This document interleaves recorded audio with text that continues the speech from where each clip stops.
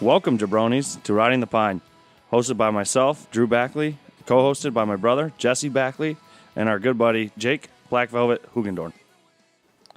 And welcome back, motherfuckers, to week 6 of Riding the Pine. This week, we have my brother back, Jesse Backley. What up?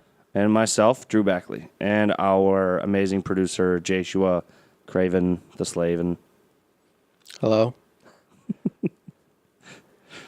All right, well, let's go right into it. Milan Lucic got fined $10,000 by the NHL player safety for the roughing or hit on Tampa's Mathieu Joseph. What do you think? About the hit or the fine or what? The fine. Just the whole situation, I guess. I think the fine is fair, or... Yeah, I do. I think the fine is fair. Okay. So Matthew Johnson hit what? So he hit Mathieu Joseph. Joseph. Sorry. Yeah. He hit what? Chris Russell at the beginning. This is where it all came from. Right. Here, why don't you talk about the hit, the overall, like the whole thing? On Lucic or the original? I guess the whole thing, because I mean, it's kind of it reminds me like it's almost like the Darren McCarty fight. Right. On Claude Lemieux for the hit on Draper. It's just over revenge. Yeah, it's something that you see all the time. Yeah. The Mathieu Joseph, I believe, hit Chris Russell, who is a rookie, I think.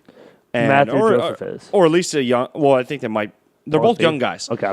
They're both younger guys. We don't need to get into specifics, but he hit him from behind. It was a dirty hit, but I don't think it was fucking insanely bad. Like, it's not Draper level of a hit, but I also am not going to argue against Lucic later in the game taking offense to it and doing something about it. I'll never argue against that, because that just shows, you can't do that to one of their young guys without paying a fucking price.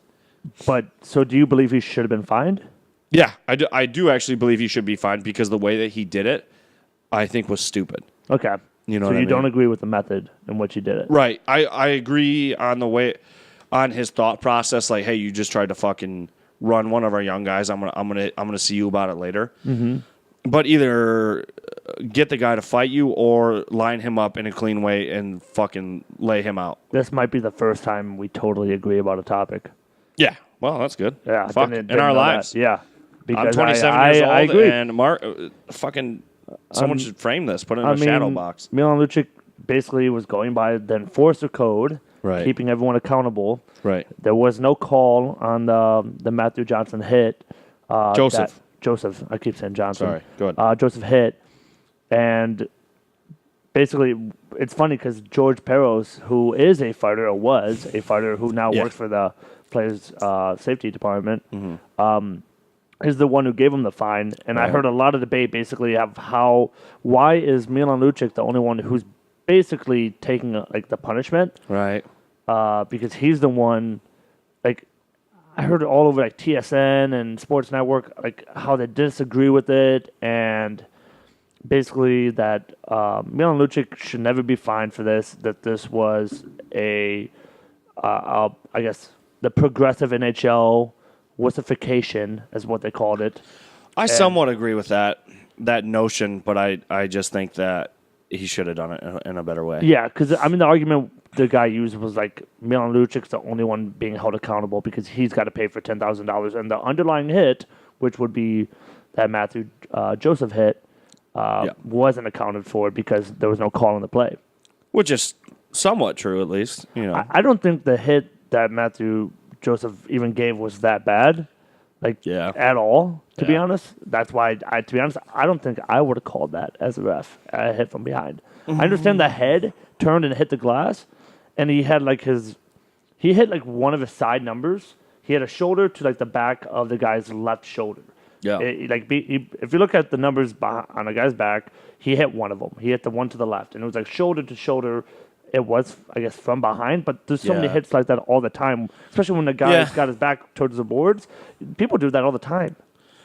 Well, you a have clear to. hit You to have me to. from behind is someone where you hit him in both the numbers. Right. You hit him square in the Right. back. Right. You don't just tap. And behind you're him. running, like you're sprinting, or not sprinting, but you're moving at a good clip, and you see a guy who's got his back. Yeah, to you, who's you vulnerable, fucking who's run about him into 3 the feet off the boards. boards, and you Right. smoke him into the boards. That's, Well, that would be boarding that's as well. Yeah, So but that's my classic idea of like a hit from behind.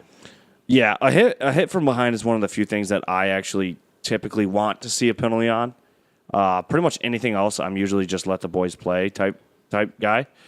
But a hit from behind, I'm like, okay, yeah, definitely call that, because obviously that's one of the most vulnerable situations you can have. So you think But he should have got a penalty because you think that was a hit from behind?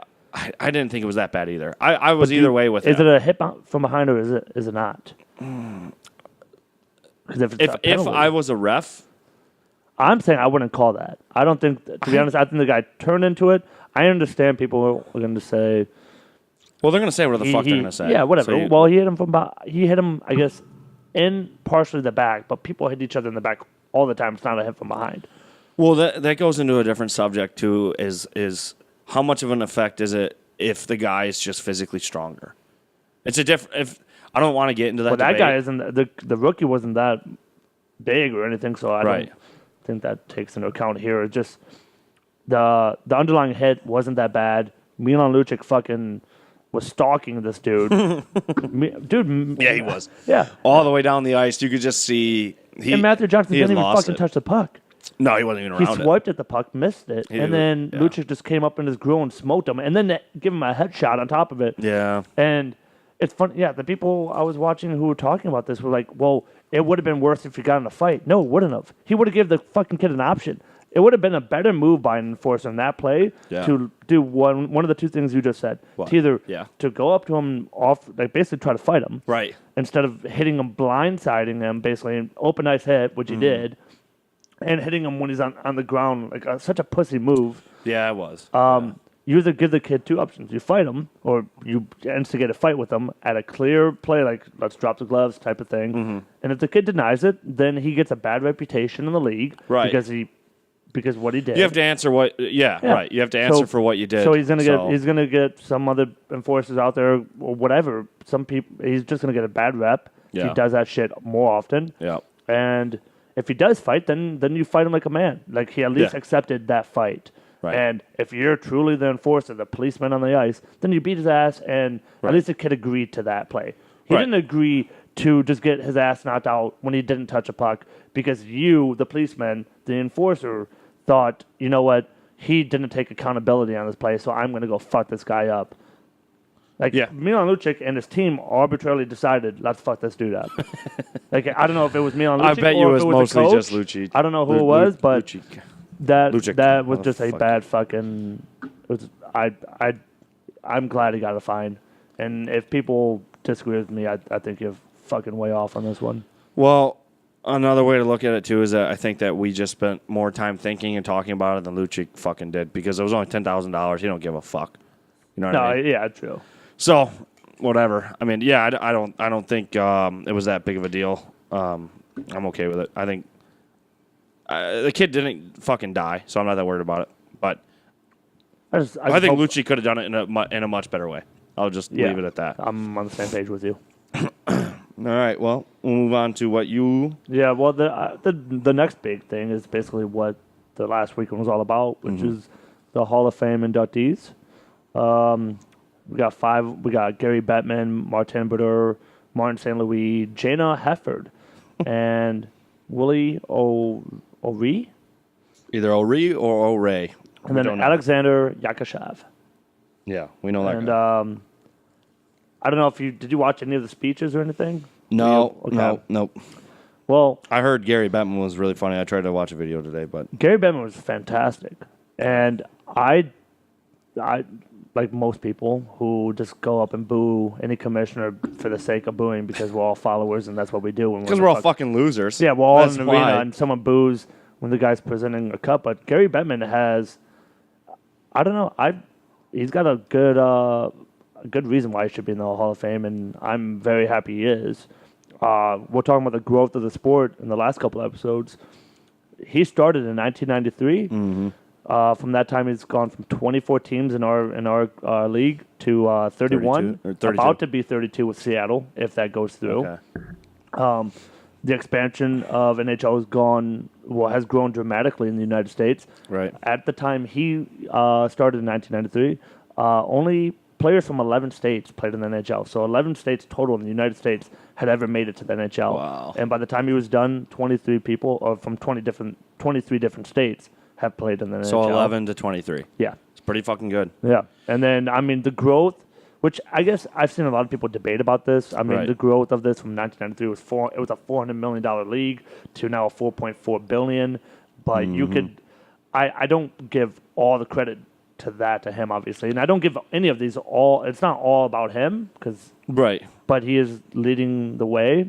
And I guess that the stat is basically it's $400 million to $4.4 billion. Yeah. You credit that to him. I probably don't as much because I just think every league across every professional sports league in the whole world has gone up substantially. Right. Which is why everyone wants to be a fucking team owner because it's a good investment.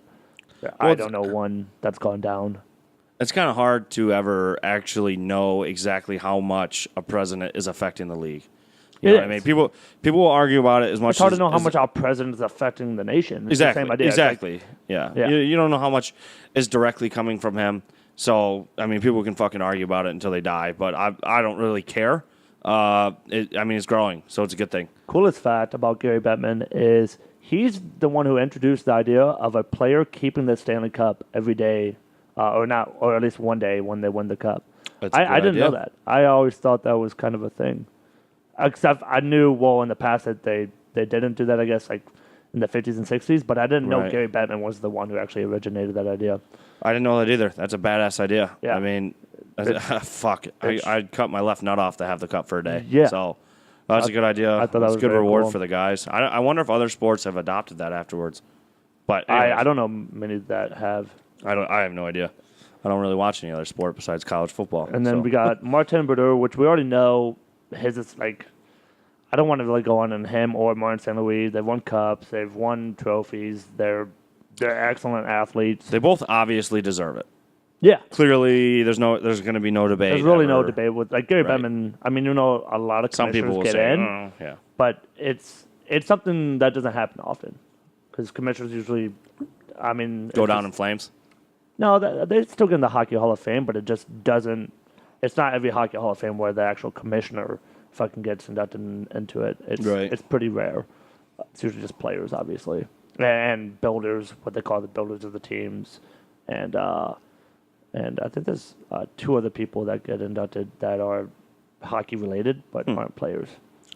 Well, And then we got Jana Hefford, yep. who she isn't. I don't think she's not the first woman to get inducted to the Hockey Hall of Fame, but they've been doing this recently, like I think through diversity and all that. They want a lot of these girls. Got to politicize everything. You know what I mean?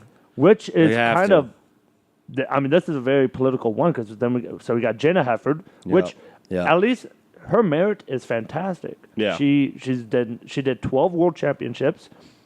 She won 7 gold medals, 5 silver medals, and she had a fantastic. I mean, career. on paper that looks fucking amazing, but I mean, It how is. many other nations actually are able to field a somewhat competitive women's hockey team, but as good as Canada Well, if Who you're else is talking about good? the idea of over women's, that long? like is this okay? You know what I mean? It's just Yeah, Canadian women probably have they're a a fucking powerhouse, and they're always going to be, and they always have been. They just don't have the same competition as the men because the Right. sport itself hasn't grown that far Right. for women. But maybe that changes pretty soon. Maybe well, not in, like, soon, but maybe- like, it'll change. Hopefully. Maybe in like 60 years, if you tell me that a woman won 7 gold medals, I'll probably be like, holy shit. But right now, knowing that she played for Team Canada, it's like, okay, well, But it's probably, not her fault that there's no other competition. Yeah, It isn't. but I get Thanks your for that, point. Greg. It's Needed probably that. not as Yeah. as impressive. That's She's that's what I'm not saying. facing the same I'm not arguing she shouldn't be in. It's just a point. idea of competition. But Sounds sexist. no, I wouldn't say it's sexist at all. Oh, I would. That's like saying a guy who is in somewhat of a new field, like a new sport. Name a new sport, dude. Cricket. Cricket's not new. Okay, well, like a, Cricket. Is I know not new at I all. know it's old as dirt, but I mean, okay, a sport that's trying Drone to grow or an racing. actual new. Okay, yeah, drone racing. Yeah, let's do that. Is that a sport? That's a fucking Yeah. sport now. Yep. no. It's on Jesus TV. Christ. Yeah, it's on. Oh, We'll do esports. How about that? That's a new. E-sports. Yeah, just video Internet games, sports. right? Oh, video games. Okay, You sure. know, I guess that's been video games have been super popular forever. It just hasn't been a sport. Well, not compared to the other sports. Well, I bet more people play video games than play sports. So that wouldn't really work out in this analogy. It's basically just a new sport, and if you're really good at a very new sport at a young time when not many people are playing it, it's probably not as impressive as your counterpart who might be a male, but also that sport is actually Thriving and has been for generations. I that's can't think of a sport that would fit that analogy right now, but it's definitely not EA. It's not EA Sports. esports. Esports, whatever. What? Yeah. I don't- Let's just fucking move on. you Willie yeah. O'Ree or O'Ray, Yeah, it's first black man to play in NHL. Yeah. 1958. Played 2 seasons with the Bruins. 45 games total. First season. Well, I'm not even going to read the rest of this because it's. Oh, he's getting a movie deal. That's actually interesting. yeah. He got that he got might be a movie. badass movie. Okay. Well, they're gonna try to excited make like a about Jackie Robinson movie out of it. I don't. I yeah. think. I Well, that's don't fine. know, It might but- be. It might be badass. Honestly, I like any movie that's about hockey. So whatever. Okay. But that's cool. It's a political move. I'm not usually for politicizing sports, but I mean, on its own merit, it is a cool thing that he's the first black guy to play in the NHL. So Yeah. I mean, and what I don't know, I have to look up the Hall of Fame more. I don't know if he's getting inducted as a player or a builder. Like Gary Bettman isn't a player. He's not getting inducted as a player. They only have so many players spots. Willie O'Ree, I don't know if he's getting inducted as a player, and because if he is, I disagree with this pick 100%. Right, If he's getting right. inducted as a builder, someone who was important to the game, right. to build our sport, then I'm 100% down. Yeah. But if it's If it's off his stats and shit, Yeah, his merit, obviously, yeah, clearly, he did- that's I mean, he it's played not 2 there. seasons and- right. I highly doubt that's what it is. Yeah. It's just a move to show, hey, we're proud of this guy. He was our first African American player. So hats off to him. the next guy is actually pretty cool. Alexander Yakashov, who never played in the NHL, which before this podcast, I didn't Another do a weird lot of- move. Yeah, I didn't do a lot of checking on the Hall of Fame and how it works. I just kind of assumed stuff, but I didn't know you could not. That's what we do in this podcast. We just assume. We're learning, you know. That's fine. I didn't know you could be in the Hall of Fame without being in the NHL I had no idea of that either.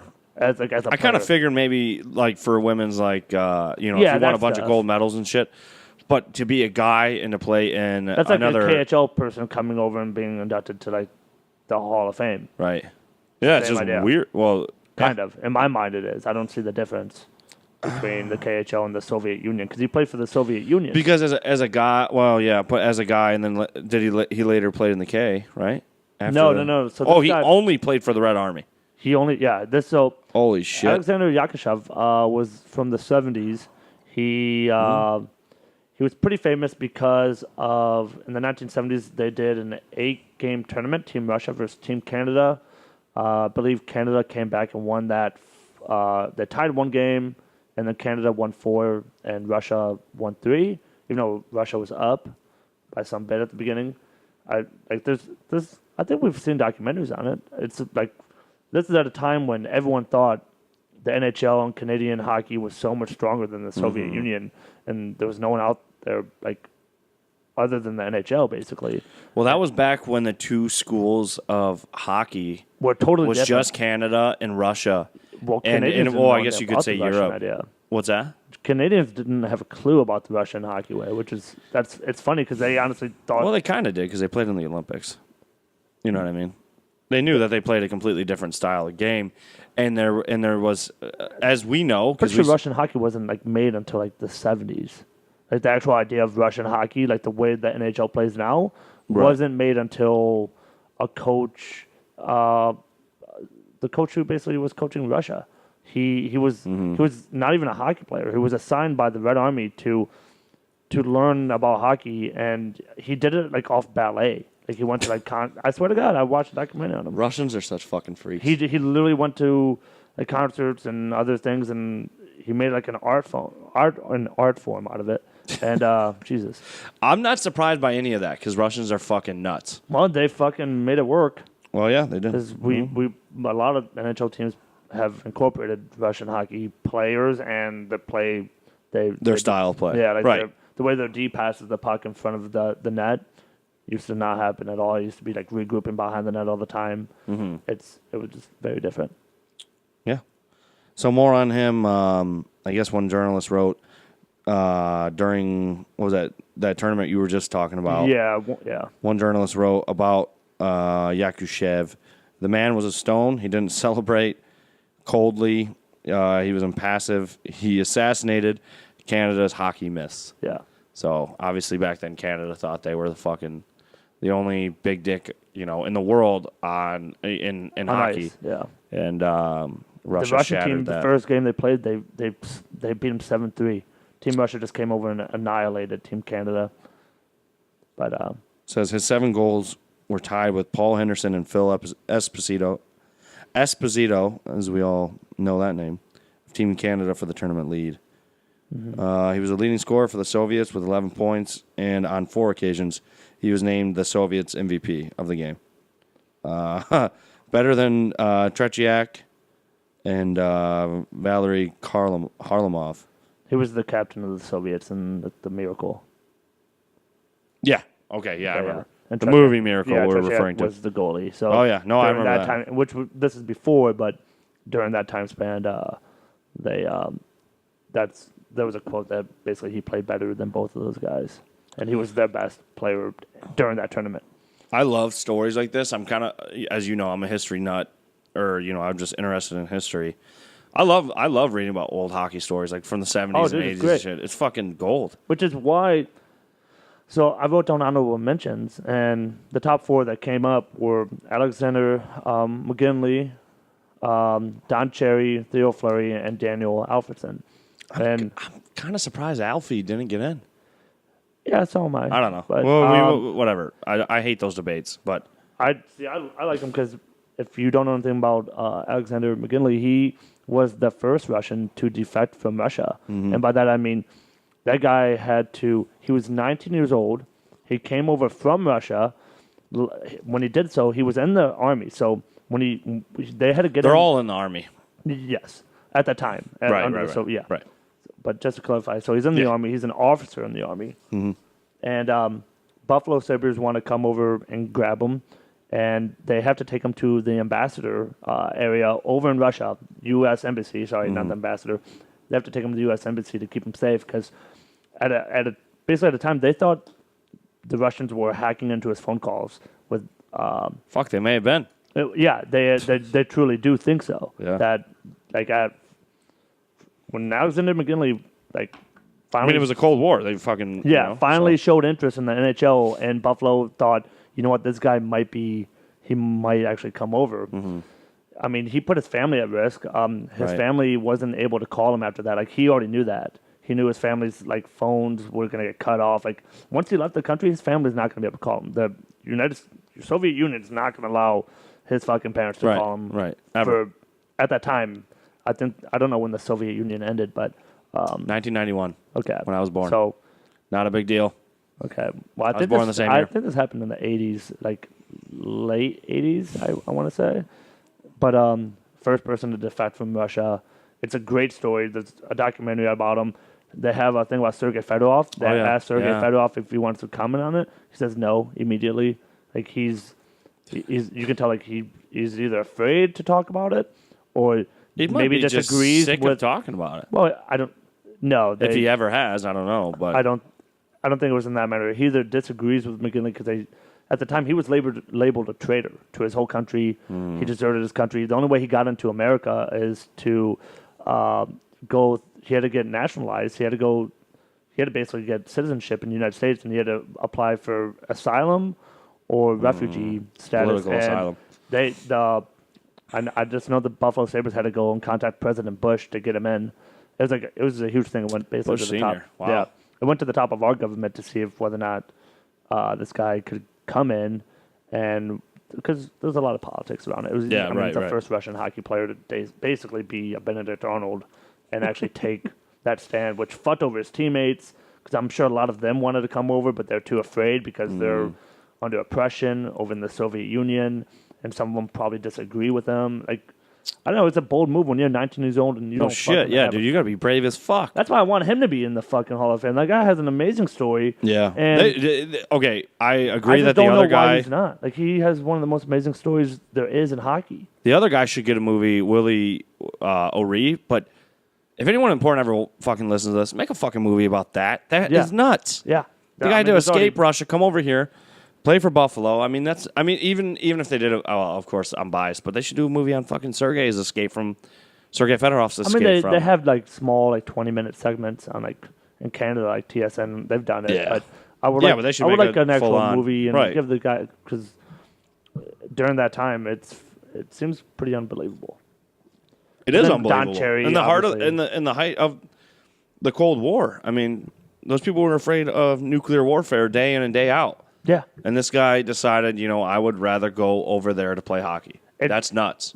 It's funny when he finally found out, like, when he had his freedom. I forget who told him. He asked, like, am I finally free? He's like, yeah. And you could just tell the guy's, like, almost crying by telling the kid he's, like, finally free. Yeah. I mean, imagine every single time. Oh my God, you got to be brave as fuck. Every single time he's not you're around gonna be hated all by of his. everyone. All your friends are gonna hate you. I'm saying, like, to be able to come over here during that time and also else. perform while you're playing hockey, like, every single minute of the day, you got to be thinking, Well, that all is the KGB going to come murder he got me? onto the ice. What's that? He wasn't allowed to get onto the NHL. He wasn't even allowed to be in Oh, the before NHL. that was all settled? Yeah, before. Oh, okay. Yeah, Well, then I'm dumb. they got that all under wraps before. Oh, he got to touch good the then, ice. I guess, because that would have been really At least in fun. the NHL game. I'm sure he practiced. And Well, stuff on right. the side, but Well, good. hopefully. But All right. Well, you want to move right into our game reviews? yeah, let's go. First game this week. Well, first off, I want to just comment on the fact that we're actually winning games right now, so that's a good thing. You want to I name guess. the stat I said? Yes. Yeah. Go ahead. The Here you go. franchise history. I don't know the exact stat, but it was interesting. Okay. What was it? The first time in franchise history that No. we have come back. No. Since Jake has gone to Colorado, Oh, Detroit Red Wings have been 6-6. They've won 6 out of 7 games. yeah. So So Jake obviously had some sort of Black Velvet Hugendorn obviously had some sort of bad juju to this podcast and indirectly towards the Red Wings. yeah, I mean, he had to move in order for us to win, and I love Jake, but I mean that's a fair trade. So no, yeah. So we'll go right into our. funny because at the beginning of the podcast, like 3 or 4 weeks ago, you're talking about like how shitty our team is and everything. Like already giving up 4 games into the season. I still am. know you I are. will not change that. Well, We are going to be bad. They okay. can make the playoffs. I don't want to. I I we've don't won care. the last 6 out of the 7 games. big We've fan. turned it around a little bit. You got to give them credit in some aspect. I'm not going to change my prediction on the season over one small streak. No, you'd rather make your whole prediction about 4 or 5 games before the season starts. I made my prediction way before the season began. Okay. You look at our roster. I mean, it's just. But let's just go into our game reviews. I don't All want. right. Detroit won against Vancouver, the Canucks. Shots were 42-30. Canucks, by the way. So Canucks, That's what it said. yeah. Well, Canucks had 42 shots, 30 to Detroit. Yeah. Canucks, basically, we beat them on face-offs. We had 57% over 44. Canucks were 0 for 3 on the power play. We were 1 for 2. And then we out-hit the Canucks 27-24. But once again, heavily outshot. Well, not heavily. I guess 12 shots, but pretty outshot. Yeah, We've been outshot, I feel like, every goddamn game. Yeah, that's something that's not going to change. At probably. least we've been winning these games, though. But it's Yeah, all been... somehow. It's because of your boy Jimmy, but we'll go into Yeah, that. it is because of Jimmy. It is. No, you're right. For sure. He's been playing out of his fucking mind. You're right. We will go into the first goal. Peterson, that stud from Vancouver, he scored like 10 out of, I don't know. He's got a shit ton of goals already to start the season. Peterson 10 or goals Pedersen. in his first 10 games in the Yeah. NHL. Yeah, that's ridiculous. He's tearing it apart. But he started the scoring with a rocket of a clap bomb to beat Jimmy. I think you We were were over my watching house this together, yeah. and you were criticizing Jimmy on this play. And I will reiterate it. It was an amazing shot. I'll give it to him. Good, great clap bomb, perfect placement. Okay. But it's 1v1. Jimmy lost. He's got to be accountable. He lost. He fucking lost. He lost that play. But you made it sound like he was a bad goalie because, everyone's going to get that shot was a good shot. It was. And you're like, how does anyone let up a goal from the top of the circle on a slap shot when it's a one-on-one and the goal? So basically, what we say by one-on-one, we're not talking about a goalie versus a player. We're talking about there's a D in front of the player as well. And so half the ice is cut off. And Drew's wondering how does he basically not stop that shot because he has a good angle on the player. Because, or he should. Because it's not a total breakaway, so the guy can't just go from one side to the other. Like right. It's, without Jimmy having time to move to adjust to that play developing. But he had a clear lane to see the shooter. It was near the top of the circles. The guy just pulled up, took a clap bomb, snipped on Jimmy. Whether or not you want to argue that other goalies would probably have lost that battle as well, Jimmy lost that battle. He lost it. So there's that. Suck on that, Jimmy. Otherwise, though, Jimmy has played fucking outstanding. And probably he's the best I've seen. I would have to agree. I think this might be the best I've ever seen him. Yeah. He's had streaks where he plays above mediocre. Yeah. But it's usually not right now this he's long. like very, very impressive. Yeah, and I mean he's our best player by far. Yeah. He's the only reason why we're winning.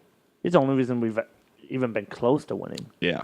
I mean, other guys We've been are outshot so many fucking times. other guys are playing well, but you can't win with the roster that we have unless your goalie is going to just go on a freaky streak like He's this, on a which tear. is exactly he what stops it is. like every breakaway I see that guy. Oh, I know. Now. Oh, yeah. In the past, we would all criticize him. You can't stop in the shootout, which he couldn't. Right. That was always a thing that was fair.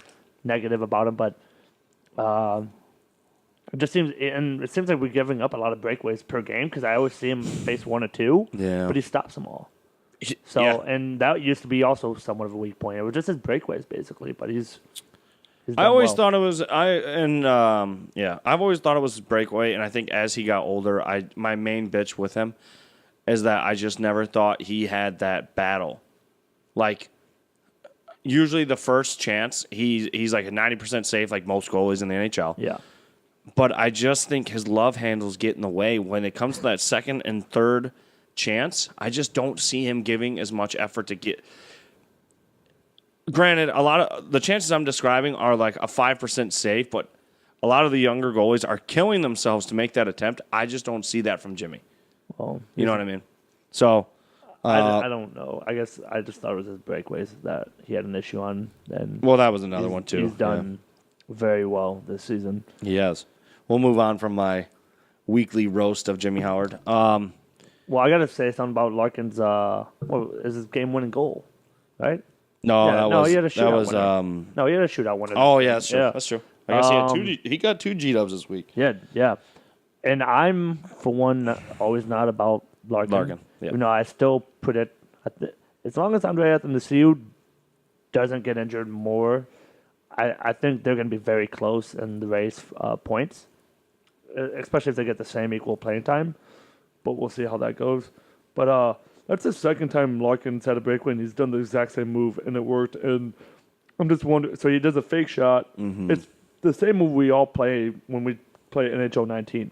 It's the same move.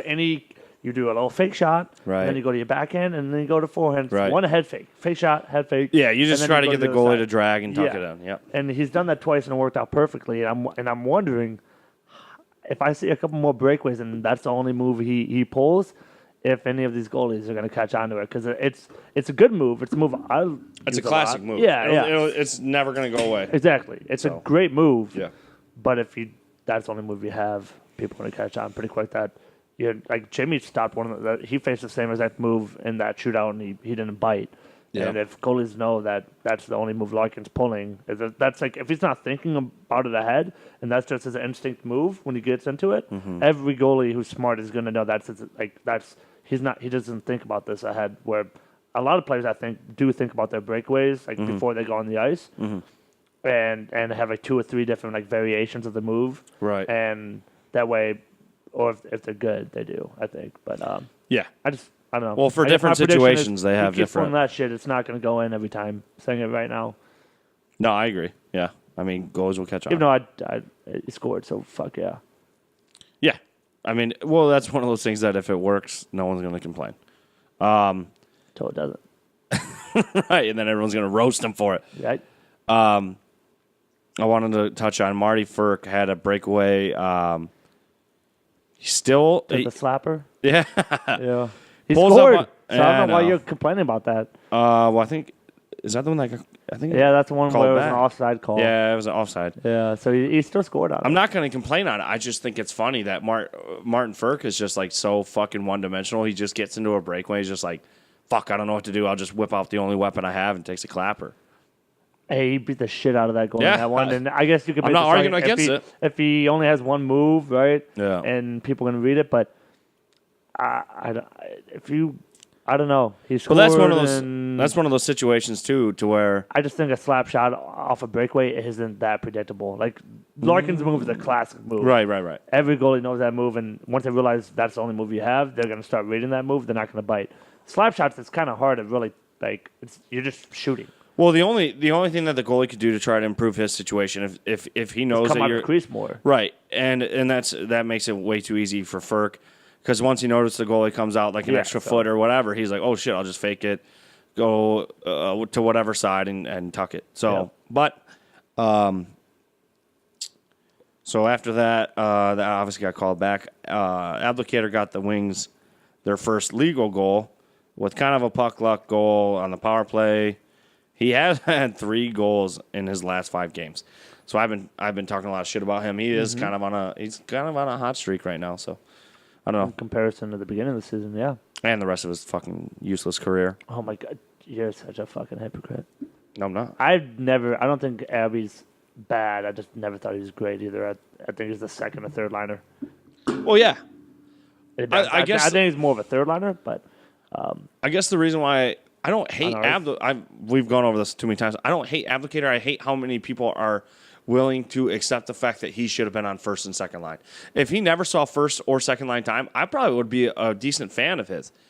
But they gave him too big of a role for what I ever thought he was ever going to be. Playing alongside Pavel Datsyuk, he got, I think he's got 2 20-goal seasons.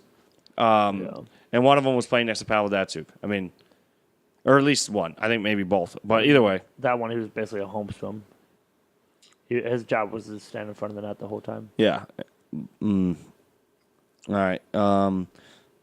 Nike was tied it up on a 3-on-2.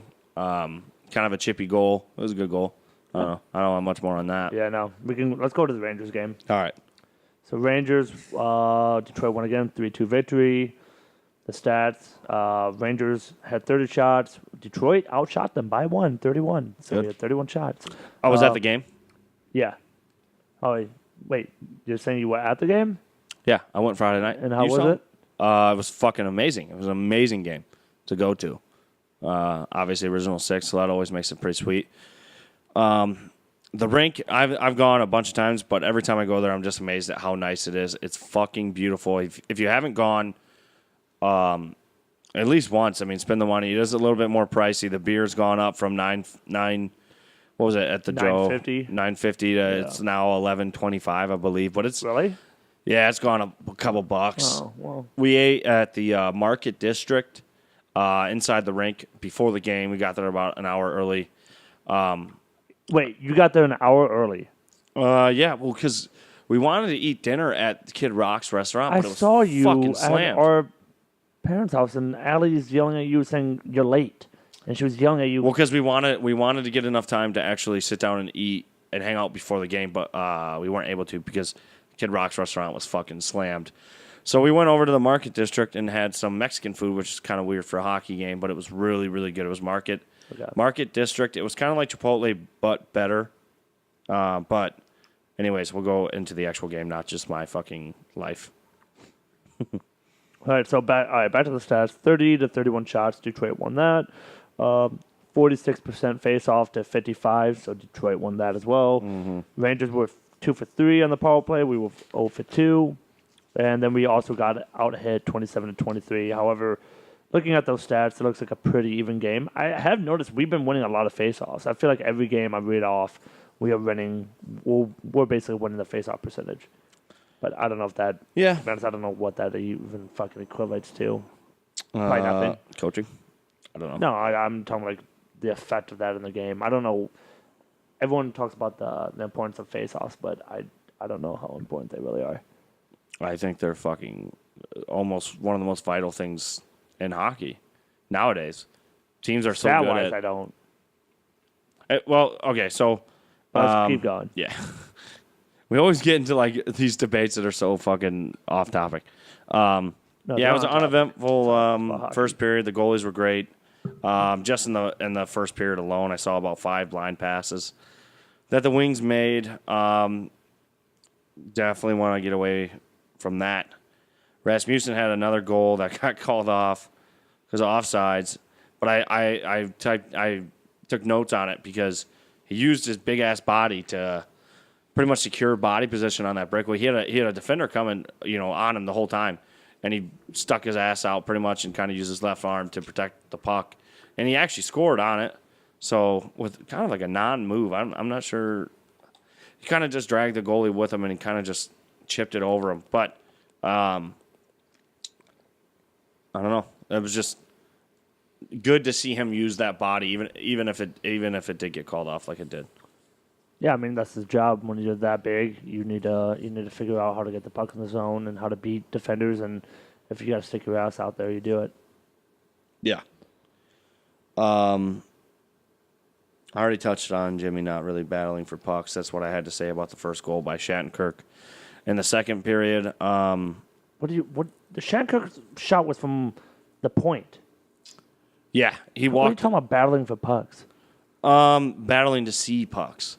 So there was a guy. There was a okay. guy screening him, and it was a good. What do you screen. want him to like pull like a Martin like what is it? Belfour I want him to get and, his like, fucking hat fat it in? ass over and get his head around so he can see a little bit, Okay, or at least fight for it. you are very hypercritical on that fucking dude. Hypercritical? Yes. Hypocritical. Hypercritical. You're overly critical. critical. Hyper. Oh, I see. I don't know. Maybe I am. Maybe I'm just sick of Jimmy. We already know that. The second goal was really nothing he could. I would give it to him. There was nothing he could do. It was just deflected. Move right on to the good part where the Red Wings scored. First goal was Abby from Nyquist. I don't know if you were able to see it, but kind of a funny note. Nyquist absolutely fucking robbed Brendan Smith, obviously our former player Smith, I for the saw puck that. behind the net. Yeah, and then Smith passed really it. fucked up that play. Really bad.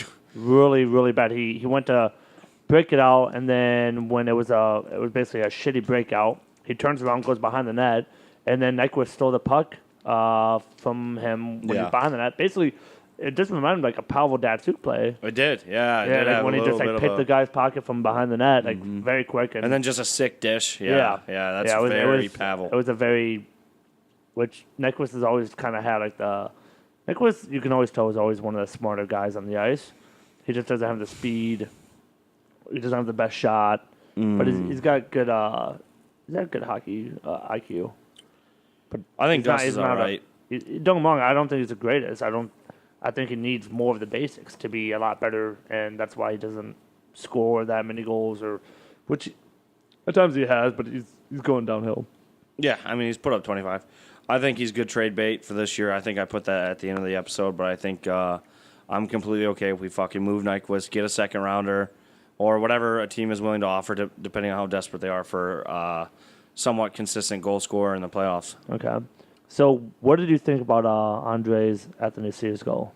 I thought it was good. It's just typical Double-A play. He took a decent pass and used his speed and kind of made a simple move and got around Lundqvist. Okay. I mean, it was a good goal. That's what you expect from him. That's his tool. That's his skill set. That's what he's got in his tool belt. That's what he should be doing. It was also, I believe, his first game back. Him and Nielsen just got back that Yep. time. Yeah, Yep. so that's pretty good that he got that goal. And just got back off on the right foot. Yeah, for sure. Larkin's got, I think, 7 goals at that time.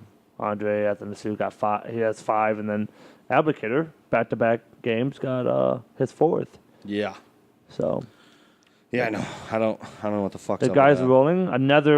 Another game though that we had to come back from 0-2, but There was a sick way to finish on a pass. I don't know if you just said it, but on a pass from AA. So to Larks. For the G-Dub, for the game winner. when he like the low tip was like, how much time was left on that? And the OT wasn't that like 5 seconds. yeah, like Dude, it was. Yeah, so that's what I was saying about. It was just an amazing game to go to because we had like 5 Rangers fans sitting directly behind us, and they were being cool. They weren't talking shit. It's regular season. They were kind of being a little bit smug about them. Like they were just kind of a little bit braggy about how they were winning. I believe it was 2-0 them until the third period. No, it was. Yeah, we So the turned that first game 2 around. periods for the boys are just not looking very well. Yeah, and mostly Jimmy was just playing fucking out of his mind. But like I said, they were being cool, these Rangers fans. But it was nice at the end of the night to see them walking away just butthurt. It just for some reason it was just rewarding because that whole time they were just smiling and shit. And at the end of the night, I was just like, thinking like, yeah, fuck you, you know. I mean, you don't know these people, but I do We were I talking- do get what you're No, saying. we were I get- talking to them. We were talking. Oh, okay. Yeah, Were they cool? Were they just yeah, they were assholes? kind of cool, but they were They like from New York? yeah, they were from New York, so I don't care that they're Rangers fans. So It was- you were pretty happy that they came all the way here to get their hopes up and then lose in like the most dramatic way possible. Yeah, they were like passively aggressively like kind of talking shit. You know what I mean? Like, well, you know, we're kind of good. probably better and than guys you. kinda You suck. probably weren't that passive. No, actually, I was behaving. I Oh. had the wife there, so I wasn't chirping. I wasn't Oh. saying shit. Surprising. Millsy was there with me, and he was chirping because he didn't give a fuck. But I'm usually a little bit more of a loudmouth when she's not with me. All right, so let's go on to the next game. We got Detroit versus Carolina, another 4-3 victory. Yeah.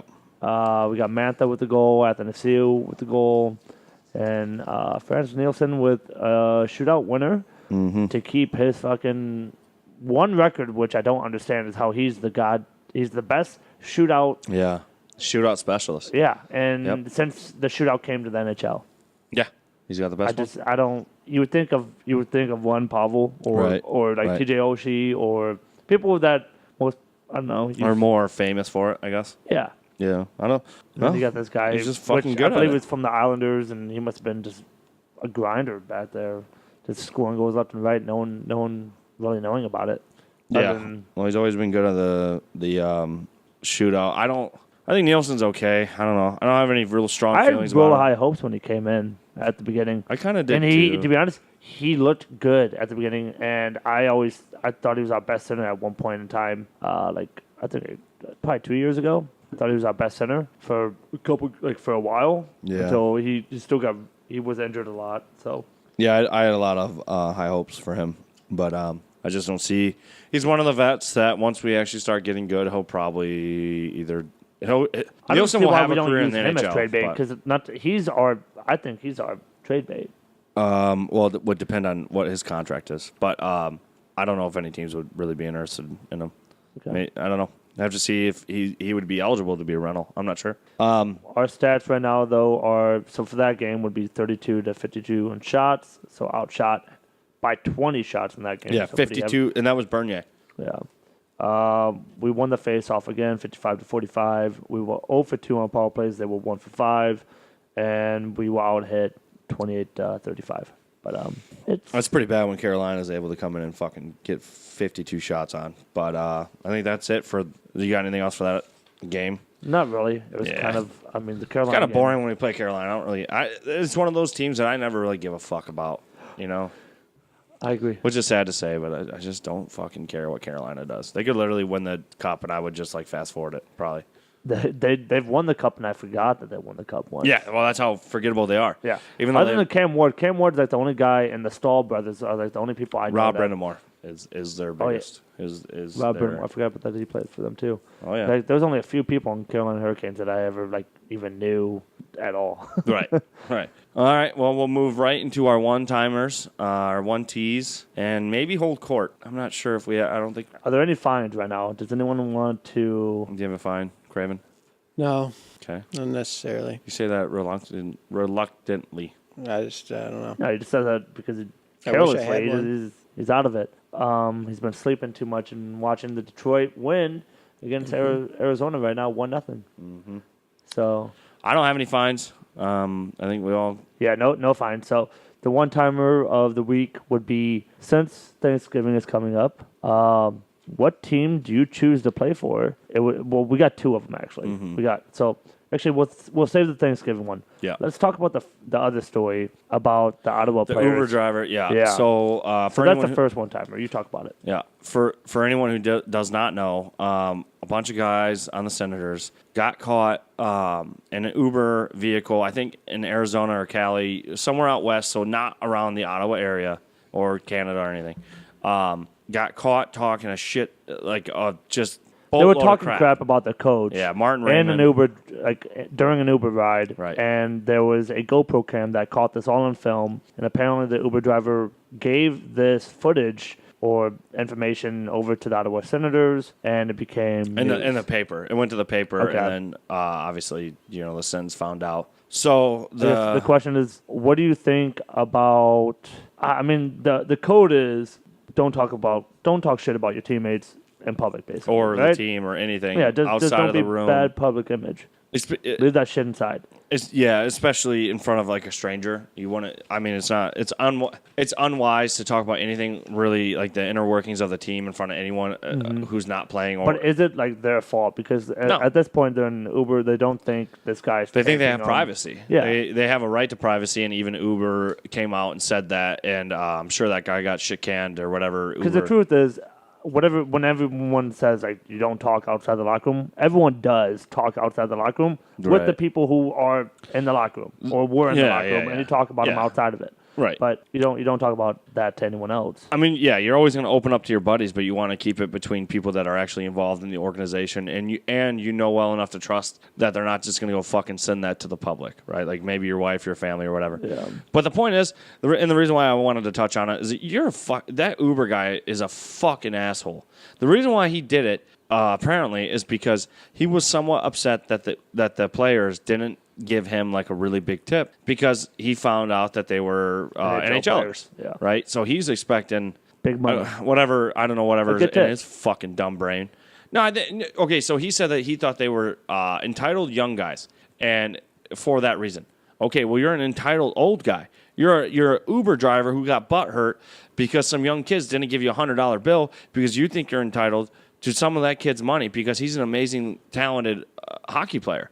That, or if for whatever reason, let's say he is a hockey fan, let's say he thought these guys are talking shit in the past, and no old guys would do this, and these are just a bunch of millennials who don't know what's good for them, and let's fucking rat on them. But I don't think that was it. I don't know. No? I mean, I doubt it. I think well, it was. just I think it was mostly him just realizing that he could probably get like 10 seconds of attention, and then also he was a little bit butthurt that they didn't just like fucking throw him a couple $100s or something. I don't know. He thought they didn't tip well enough, and that's just his own entitlement affecting his decision making. It's people got to like remember people are human and use a little fucking sense that these guys are talking privately, and that if you have reasonable belief that they are talking to themselves and they're not expressing their They're ideas. speaking candidly. Expecting, and they're also and they're not speaking to the Uber driver. They're not like they expect privacy. Right. That's their expectations right there. And Right. It's just And like I said, don't know. Uber came out and Ever spoke since against social it and media. everything. So I mean, that guy's obviously shit can. Fuck that guy. You're an asshole. And the bigger thing for me is like it's not going to affect any of those guys' career because they're all good. Yeah. But if you're an Uber driver, you got to think you just put shame on people's careers. Like this isn't just for funny. He probably laughs. doesn't know how big drama. of an effect that has, because if they were true, so the person they were talking shit about was their assistant coach, Right. apparently, and I mean, you really don't know the consequences that could have once your assistant coach finds out to that. I mean, those guys are probably going to get their ass handed to them when they get back inside the locker room. Yeah. Yeah. You just really don't know what's going to happen after that. Not to mention they have to play this entire season with that assistant coach unless he gets fired or whatever. Yeah, it just makes And it it's just gonna be awkward. awkward as fuck. I mean, those are conversations that you have with your buddies that you don't expect the have guy him, that you're talking about to know about. Because it's a long season. You're going to get, even if you actually generally like the coach. Yeah, you might not even mean it's it. just a bad night. You're just a little bit butthurt or pissed or whatever it is. And for that to actually affect your relationship, like that Uber guy's a fucking douchebag. Yeah, I agree. All right, we'll move on to our final topic. I got another one. What's up? This is thanks to Reddit. It's a debate. Which would you rather have? You can only pick one of these three. Stevie comes home as GM. Ooh. Wings draft Hughes. The Wings land a big offseason signing. Carlson Panarin. There's a consensus on the top comments, so I'm going to see if you guys agree. Okay. Stevie comes back as GM. Say the second one again. We draft Hughes. Yeah. Yep. And then Land a big free agent. Jeez. That's a good question. Do you have an opinion on this right now? He doesn't give a fuck. Don't know. No? He doesn't give Okay. a fuck. He doesn't even know who half those people are. Who's Stevie? Oh my god. Unreal. I would not do a big signing because most of those signings are not loyal to Long term. Detroit. Yeah. They're and our team. I agree with Drew on the fact that our team probably isn't fixable by 1 or 2 players. No. So it wouldn't do much at all. So that's out of it. The question is, which one's better? Hughes, the guy who's going to be on the ice, affecting our team, like directly on the ice, or Steve Eisman, who could direct a lot of, I guess, indirectly or The entire team. yeah, but The entire everything. but I'm gonna go with the player. I'm gonna go with Hughes. Wow. Yeah, I thought you were smart. I'm definitely going with Stevie Y. everyone's going for Stevie Y. I'm sure that was the top The pick. top Yeah, pick is obviously. definitely. I mean, I don't know how Jack good Hughes could get is, but fucking injured and all of that's wasted, and we don't get Steve Eiserman. Let's go. Come on. you also Thank you. counting Steve Eisman he's only been a GM for one team, Tampa, and yeah, that worked out, but that doesn't mean it's gonna work out here. Yeah, I agree with Jesse. Actually, if I had to choose, I I- feel like I- the GM usually doesn't like. It helps, but I not- love Stevie Y, and I would love to have him fucking return. I out of anyone, I want him. But if you're asking me to choose someone who's actually going to be physically on the fucking ice, affecting the play, I understand it's only one player, and Stevie Y has control over a lot of broad areas that he can. I think our GM Ken Holland hasn't been. He's been pretty fucking good at that in the past, and we're still going downhill right now. I don't know. I guess. That's apples. To be and honest, it's oranges. really hard. I don't fucking know. I'd have to go with Hughes right now, but I didn't know that was going to be brought up. But I'm going with Hughes. I like the fact that you're actually adding to the podcast. That's good. Yeah, that was a good shout topic. Shout out to Detroit Red Wings subreddit. One day, Drew will learn how Reddit works. Yeah, I will. On there. For me, it's Stevie Y. I think GM has a bigger impact than over years and years of the franchise. Stevie Y will have a bigger. What if that impact player than turns Jack out to Hughes. be Stevie Y? While you were talking, I was literally thinking that. Yeah. What if you? This is like a Stevie Y versus Stevie Y argument. Do you Yeah. want Stevie Y on the ice, or do you want Yeah. Stevie Y up in the press? Like or if this guy turns out to be a franchise player, right. Well, that's.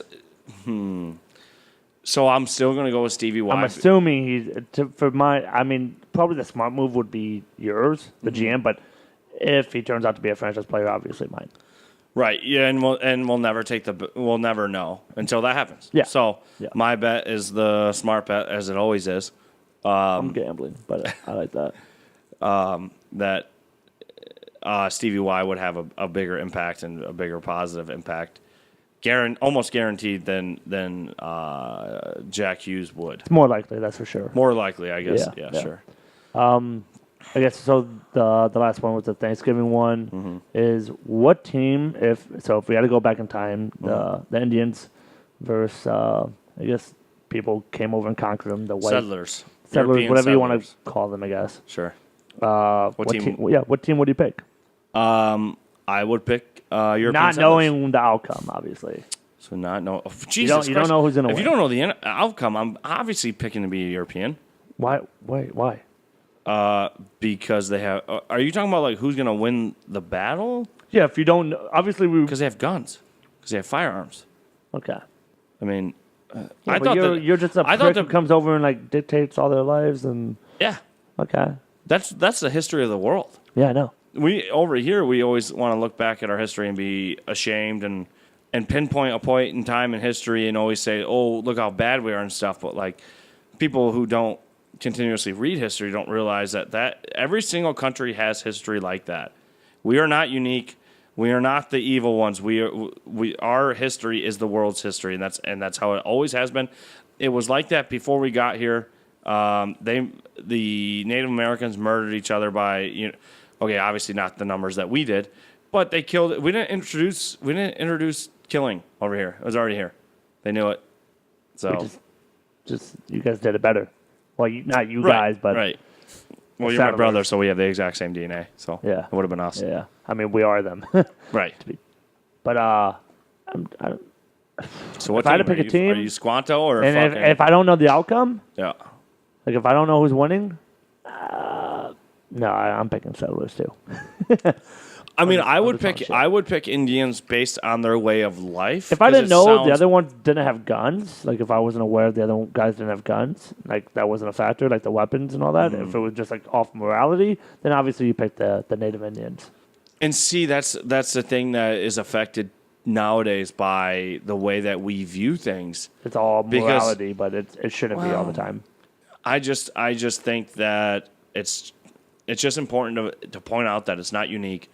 And it's just the way of how the world has always been. Yeah. You know what I mean? Like, but if I had to go on a way of life, I would have picked to be a Native American because I just feel like that would be a badass way of life. Like, just hunting and fishing and.